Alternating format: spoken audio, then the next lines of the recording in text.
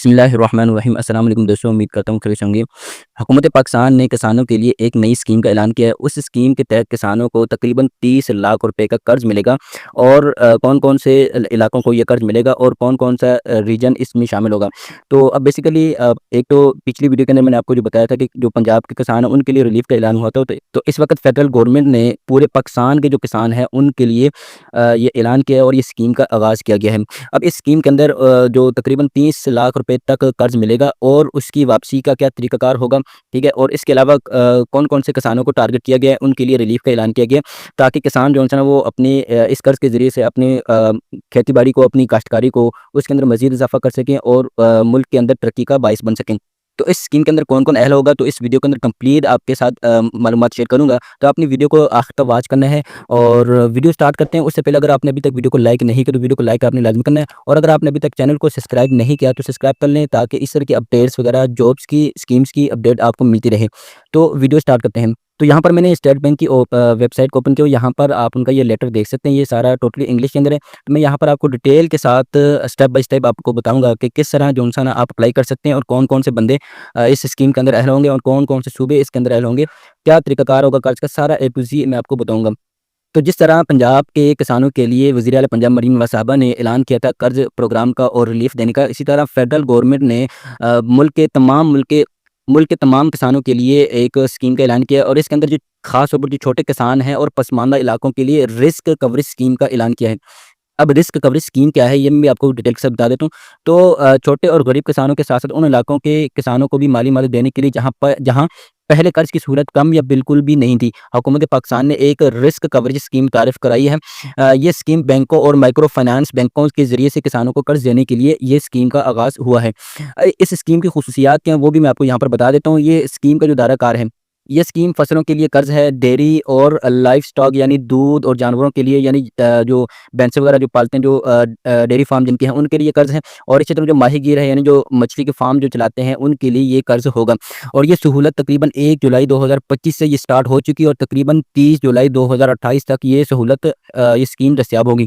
अब इसके अंदर कौन-कौन से बैंक शामिल हैं जिनसे आप कर्ज़ा ले सकते हैं यानी इस स्कीम के तहत, तो इसके अंदर तमाम कमर्शियल बैंक हैं, इस्लामी बैंक है, स्पेशलाइज़्ड बैंक हैं और माइक्रो फाइनेंस बैंक इस स्कीम में शामिल है, आप इनसे कर्ज़ा ले सकते हैं।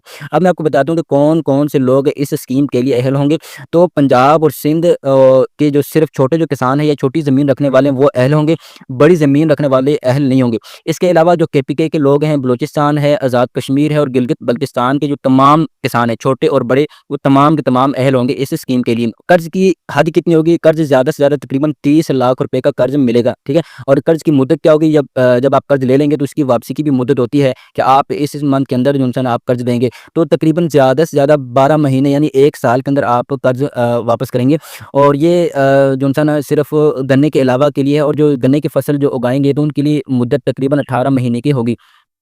अब अगर कर्ज़ ले लिया तो अगर किसान को उसके अंदर नुकसान हो जाता है यानी किसी सैलाब की वजह से या किसी भी वजह से अगर नुकसान हो जाता है तो इसके लिए भी किसानों के लिए जो है ना एक रिलीफ़ गवर्नमेंट ने दिया है। अगर किसान का कर्ज़ या किस्त जो है ना 12 महीने तक वापस वो ना किया जाए तो उसे नुकसान शुमार किया जाएगा और किसान जो है ना अपने डॉक्यूमेंट के ज़रिए से अपने ये प्रूव करेगा कि उसको इस चीज़ के अंदर नुकसान हुआ और कर्ज़ के अंदर मतलब फ़ायदा नहीं हुआ है। तो हुकूमत क्या करेगी, तो जो स्कीम है असल फ़ायदा इस चीज़ के अंदर आ रहा है तो वो मैं आपको बता देता हूँ। वो है रिस्क कवरेज स्कीम, जो गवर्नमेंट ने ये शुरू की है, तो हुकूमत कर्ज़ों पर 10% तक नुकसान बर्दाश्त करेगी। ये सहूलत सिर्फ़ असल रकम पर होगी, सूद पर नहीं होगी, ठीक है? अब 10% का नुकसान बर्दाश्त का मतलब ये है कि अगर फ़ॉर एग्ज़ाम्पल आपने जो कर्ज़ लिया है, आपको उसमें एक तो क्या टोटली नुकसान हो जाना यानी कि 30 लाख रुपए डूब जाना, ठीक है? तो ये तो मतलब हर किसी के साथ नहीं होता, किसी-किसी के साथ होता है और जिसके साथ होगा उसके लिए भी गवर्नमेंट जो है ना वो आसानी पैदा करेगी और अगर थोड़ा बहुत नुकसान हो जाता है, तो जितना भी नुकसान होता है उसमें से 10% नुकसान गवर्नमेंट पे करेगी, जो बैंक है जिससे आपने क कर्ज़ लेना है, तो गवर्नमेंट उसका बर्दाश्त करेगी। अब इसका तरीकाकार क्या होगा? बैंक किस तरह जो है ना वो अपने नुकसान को वो पूरा करेंगे, तो बैंक क्लेम जमा करवाने का तरीका ये है कि बैंक हर 3 महीने के बाद अपनी risk coverage claim state bank को 15 वर्किंग डेज़ के अंदर वो फाइनेंशियल इंक्लूजन सपोर्ट डिपार्टमेंट के अंदर ऑनलाइन जमा करवाएँगे, जिससे ये पता लगेगा कि किस बैंक का जो जिन्होंने लोन दिया है, कर्ज़ दिया है, उनको नुकसान हुआ है और गवर्नमेंट जो है ना उनके नुकसान को पूरा करेंगे। और तो कर्ज़ों की वसूली का भी तरीकाकार यहाँ पर गवर्नमेंट ने बताया है कि रिस्क कवरेज स्कीम के तहत क्लेम मिलने के बावजूद बैंक को ये हक होगा कि वो किसान से कर्ज़ वापस वसूल करे। अगर बैंक किसी नादहिंदा किसान से पैसे वापस ले लेते हैं तो उसके 3 तरीके ये होंगे। पहला तरीका ये कि अगर बैंक के पास एसबीपी में सब्सिडी क्लेम बाकी हैं, यानी अगर कर्ज़ मौजूद है कि जिस किसान ने लेना है वो बाकी है, तो वो उसमें से अपनी जो असल शुदा रकम है उसको वो क्लेम करेगा। और अगर कोई क्लेम बाकी नहीं है तो बैंक वो रकम एसबीपी के पास जमा करवाएगा ताकि दूसरे बैंकों के क्लेम्स एडजस्ट किए जा सकें, ठीक है? और अगर अब इसका मतलब ये है कि अगर आपने एक बैंक से कर्ज़ लिया है और उसके अंदर आपको नुकसान हो जाता है, तो जो बैंक है वो उसमें से अपना जो उनका बाकी का जो कर्ज़ा है वो वापस कर लेंगे, वापस ले लेंगे ताकि ज़्यादा नुकसान से बचा जा सके। और अगर आपका कोई नुकसान नहीं हुआ है और जौन-सा ना क्लेम्स अभी बाकी हैं, तो और बैंक का कोई जौन-सा ना उन्होंने वापस नहीं लेना, तो वो दूसरे जो बैंक हैं उनके अंदर उन क्लेम्स को वो एडजस्ट करेंगे, बाकी जहाँ पर जिन किसानों का नुकसान हुआ है उसके अंदर मतलब एडजस्ट करेंगे ताकि बाकी जो भी बैंक्स हैं उनका भी नुकसान ना हो। तो ये गवर्नमेंट का की तरफ से ये एक कानून है कि तमाम बैंक जो कर्ज़ फ़राहम करेंगे उसके अंदर वो कोशिश करेंगे एक तो बैंक का भी नुकसान ना हो और जो किसान हज़रात हैं उनका भी ज़्यादा से ज़्यादा नुकसान ना हो।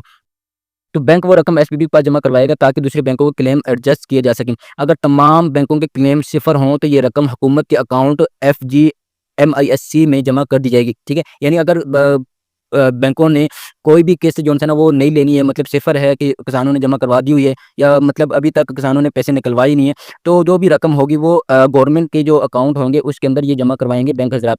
अब नए किसानों को कर्ज़ देने पर बैंक के लिए क्या इनाम है, इसके अंदर बैंकों को भी ये सहूलियत दी गई ताकि वो लोगों को ज़्यादा से ज़्यादा कर्ज़ फ़राहम कर सकें और जो किसान हज़रात हैं वो ज़्यादा से ज़्यादा फ़ायदा हासिल करें।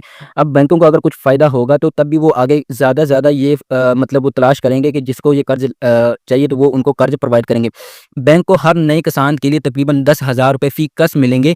ये इनाम सिर्फ़ उन नए किसानों की तादाद पर होगा जो पिछले साल के मुकाबले में ज़्यादा हुए हों। यानी अगर पिछले साल जो जितने किसानों ने कर्ज़ किया था, अगर उससे ज़्यादा जो किसान कर्ज़ लेंगे तो उस पर यानी हर एक किसान पर बैंक को तकरीबन ₹10,000 का ये इनाम मिलेगा, ये गवर्नमेंट की तरफ है। तो हर बैंक जो है ना वो चाहेगा कि वो उन्हीं की बैंक से जो है ना वो किसान कर्ज़ लें। तो बैंक हर माली साल के आखिर में ये हिसाब लगाएँगे और 15 दिन के अंदर अपनी क्लेम्स एसबीपी को ऑनलाइन जमा करवाएँगे। अब आखिर में आपको मैं बताता चलूँ कि इसका फ़ायदा क्या होगा, कि इसका फ़ायदा ये है कि ये स्कीम छोटे किसानों और पसमानदा इलाकों के किसानों के लिए एक बहुत बड़ा मौका है। इसके ज़रिए किसान ज़्यादा आसानी से कर्ज़ हासिल कर सकेंगे। हुकूमत नुकसान में उनका साथ देगी और बैंक भी नए किसानों को कर्ज़ देने में दिलचस्पी लेंगे। तो इस वीडियो के अंदर जो मैंने आपके साथ एक इन्फॉर्मेशन शेयर किया वो यही है कि जो छोटे जो किसान हैं उनके लिए गवर्नमेंट ने पहले तो बड़े किसानों के लिए मतलब कि रिलीफ का ऐलान किया था, तब तो छोटे जो किसान हैं उनके लिए रिलीफ का ऐलान किया।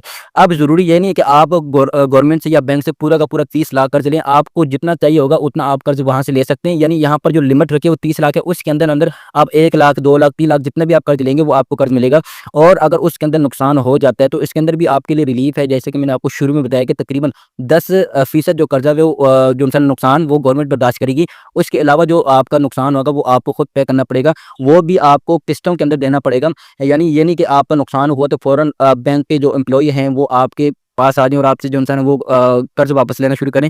इसके अंदर भी रिलीफ़ है कि आप कर्ज़ भी जो है ना जो नुकसान हुआ है वो नुकसान भी आप किस्तों के अंदर बैंक को देंगे। तो इसके अंदर गवर्नमेंट ने छोटे किसानों को टारगेट किया ताकि उनके लिए भी एक रिलीफ़ हो सके।